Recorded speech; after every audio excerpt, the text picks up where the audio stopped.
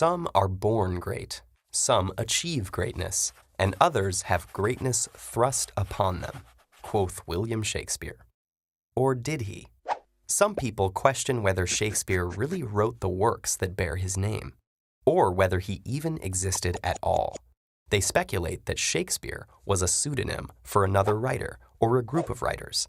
Proposed candidates for the real Shakespeare include other famous playwrights, politicians, and even some prominent women. Could it be true that the greatest writer in the English language was as fictional as his plays? Most Shakespeare scholars dismiss these theories based on historical and biographical evidence. But there is another way to test whether Shakespeare's famous lines were actually written by someone else. Linguistics, the study of language, can tell us a great deal about the way we speak and write by examining syntax, grammar, semantics, and vocabulary. And in the late 1800s, a Polish philosopher named Wincenty Lutosławski formalized a method known as stylometry, applying this knowledge to investigate questions of literary authorship. So how does stylometry work? The idea is that each writer's style has certain characteristics that remain fairly uniform among individual works. Examples of characteristics include average sentence length, the arrangement of words, and even the number of occurrences of a particular word. Let's look at use of the word "the" and visualize it as a dimension or axis. Each of Shakespeare's works can be placed on that axis, like a data point, based on the number of occurrences of that word. In statistics, the tightness of these points gives us what is known as the variance, an expected range for our data. But this is only a single characteristic in a very high-dimensional space. With a clustering tool called principal component analysis, we can reduce the multidimensional space into simple principal components that collectively measure the variance in Shakespeare's works.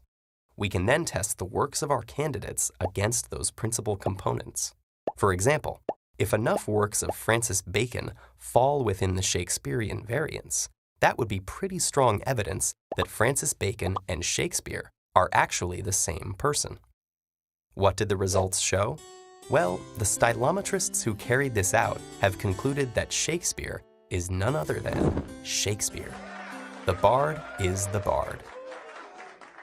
The pretender's works just don't match up with Shakespeare's signature style.